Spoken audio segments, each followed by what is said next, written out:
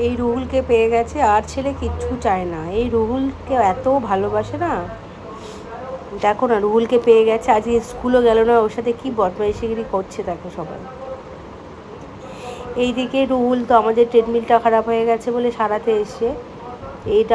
এটা সারাতে বললে অনেকক্ষণ টাইম লাগবে। এর আগেও একজন সারাতে এসেছিলো, সে সারাতে পারেনি। তো রুহুল বলছে আমি সারিয়ে দেবো, চিন্তা করো না।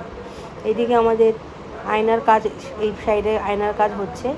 এই লোকটা আয়নার আমাদের অনেক কাজই করেছে, কিন্তু এই আয়নাটা মানে খুব দামটা বেশি নিচ্ছে। তো ওনাকে আমি জিজ্ঞাসা করলাম, আমি ওই ডিএলএড 2 এর জিমে করানোর জন্য ভাবলাম যে করাবো ওকে দিয়ে। তো উনি দেখছি, আমি আরেকজনকে জিজ্ঞাসা করেছিলাম, উনি দেখছি আরও 100 টাকা বেশি বলছে।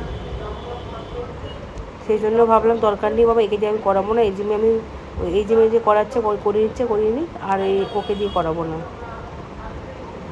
মানে এমনি রেটের থেকেও 100 টাকা বেশি দিচ্ছে। আমি আবার রুহুলকে এসে বলছি যে দেখো কী দাম বেশি বলছে। কারণ আমি আর রুহুলই একবার খোঁজ নিয়েছিলাম ওই আয়না লাগাবো বলে। তো রুহুলও বলছে দরকার নেই, একে দিয়ে করানো, এত বেশি টাকা নিচ্ছে, বলছি ছাড়ো, বাদ দাও, অন্য জায়গা থেকে করাবো। ওকে সেইটাই বলছিলাম। না, এবার কাজ করতে অনেক টাইম লাগবে বললো, ওর পুরো বেলাটাই লাগবে বললো। তো আজ অন্য জায়গায় কাজে যায়নি রুহুল, তো বলে দাদা ট্রেডমিলটা সারিয়েই যাবো। তো ঠিক আছে, আমি থাকো, তাই দুবেলা খাওয়া দাওয়া তো করো। খাওয়া দাওয়া করবো, সেজন্য আমি আমার রান্না করে চলে গেলাম। এদিকে বাবু তো আর কাউকে চায় না, ও এবার রুহুলের সাথে সারাক্ষণ খেলতে ব্যস্ত। রুহুলকে কাজটা করতে দিচ্ছে না। রুহুলের 2 ঘন্টার কাজটাকে 4 ঘন্টা করাবে, সেটা আমি ভালোই বুঝতে পারছি। কারণ ও রুহুলকে পেলে এরকমই করে। কারণ আমার বাড়িতে তো কেউ তেমন নেই লোকজন, যাদেরকে চেনে ও তাদেরকে পেলে আর কাউকে চায় না। ও রুহুল পিন্টু ছাড়া আর কাউকে চায় না। না, চলে গেলাম এবার দিকে যাই, রান্নার দিকে, রান্না করতে হবে। তুমি বলবে শুধু এইটা করে দেবো। এই কচুর তরকারি রান্না করে দিলাম। আর কি করবো রান্না, বলো না, পার্শে মাছ করে দিয়েছিলাম। আর পার্শে মাছ বাবুর জন্য ভেজে রেখেছি, কারণ ও তো ঝালের মাছ খেতে পারে না। একটু মাছ খেতেও পারে, ভালোবাসে না যদিও, তাও তো সব খেতে হবে বলো, একটু একটু করে। এটা আলু উচ্ছে ভাজাও করেছিলাম, আর ভাত। এই দিয়ে আমরা দুপুরবেলা খাবারটা খেলাম। তারপর দিন সকালবেলা আবার বাবুকে নিয়ে গেলাম, একটু বাজারের দিকে গেলাম। সকালবেলা বাবু আজকে কিছু খায়নি, তো আমি ভাবলাম যে কী খাবে। তো বাড়িতে ম্যাগি ছিল, ম্যাগি করে দিলাম। বলছে না, ম্যাগি খাবো না মা, আমি খাবো, কলা খাবো। তো আমি কলা খেলে তো কলা তো কিনতে যেতে হবে, তাহলে চলো তাহলে কিনে আনি কলা। তো একসাথে কলা কিনে নেবো, আর একটু বাজার দোকান করে নেবো।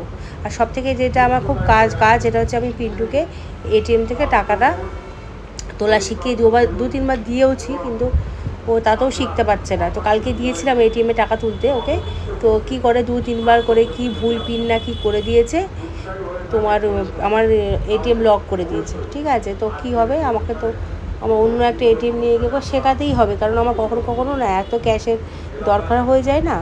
যেমন আমার যা পেমেন্ট তো হয় অনলাইন হয়, কিন্তু ক্যাশ আমার যারা কাজ করে আমার বাড়িতে, মাসিদেরকে যে টাকা দিতে হয়, ওদের তো ওইসব নেই, যে ওদের ক্যাশ দিতে হয়।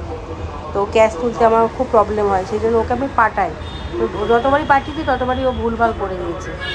তো দেখি আমি আজকেই নিয়ে 3 বার শেখাতে নিয়ে যাওয়া ওকে, দেখি আজকে শেখে কিনা দেখি। কারণ না শিখলে প্রবলেম হয়ে যাচ্ছে, খুব প্রবলেম হচ্ছে। নাহলে আমাকে যেতে হবে, আর ভালো লাগছে না, আমার নিজে যেতে ইচ্ছা করে না কোথাও। এই জিম, রান্নাবান্না, এই ছেলেকে নিয়ে আর এক্সট্রা কোনো কাজ আমার ভালো লাগে না। Bye bye. কী আনন্দ দেখো না, ও পেছনে পেছনে ওর মা যাচ্ছে দেখে খুব খুশি হচ্ছে। কারণ আমি তো কোনো যাই না, ওর পিন্টুর সাথে ও যায় বাইরে।